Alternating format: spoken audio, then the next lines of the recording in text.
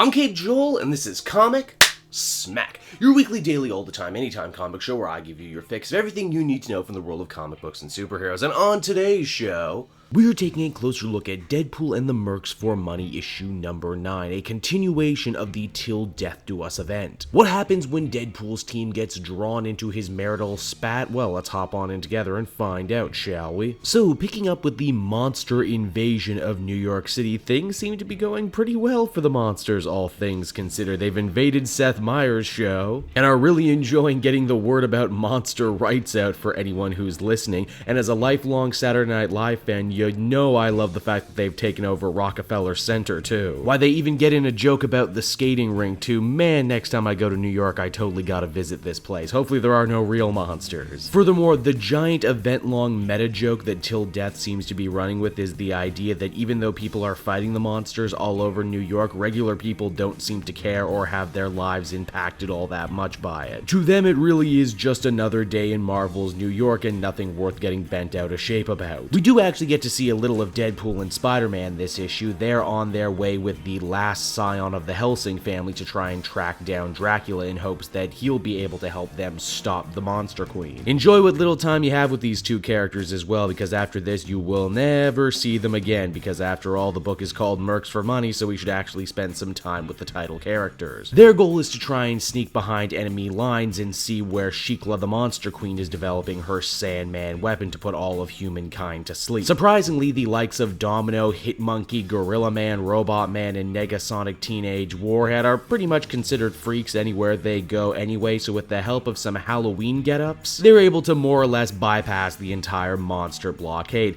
This leads to a pretty interesting and funny conversation wherein the team wonders aloud to themselves what exactly constitutes a monster in the Marvel world. I mean, people fear mutants like Domino as if they were monsters. Gorilla Man was turned into a gorilla via a magic spell. Hitmonkey is, well, a monkey in a suit. In fact, the only person on the team who is 100% human is Massacre, that Spanish Deadpool. It's not long before the team ends up getting found out and they're forced to fight their way into the inner sanctum of the building. Luckily, Machine Man is able to use his extra limbs to save the team. It's here we find out the Monster Queen has put her best scientist on the Sandman project, and that scientist turns out to be, oh, Michael Morbius. Morbius the Living Vampire. That actually makes a lot of sense. Good to see Morbius around doing stuff. And hey, speaking of monsters who technically weren't born monsters, when Shikla finds herself cornered by the Mercs for Money, she uses her Staff of the Manticore to take control of Gorilla Man. Yeah, it turns out magically getting turned into a gorilla does actually constitute you being a monster. So, I don't know if I've mentioned this elsewhere before, but I personally believe that a good tie-in should further the story of the event that it's tying into, while also maybe making you want to pick up a book that you might not currently be reading. Mercs for Money number 9 kind of flunks this test by being just unremarkable in every way. I'm sure a lot of that comes with being the middle part of an event, and that's usually the weakest parts. But I think I can humbly say, as someone who has never read this book before, and this is my first exposure to this team, yeah, I wasn't exactly impressed. It really did kind of feel like Deadpool's friends just doing some busy work until he and Spider-Man can actually solve the problem.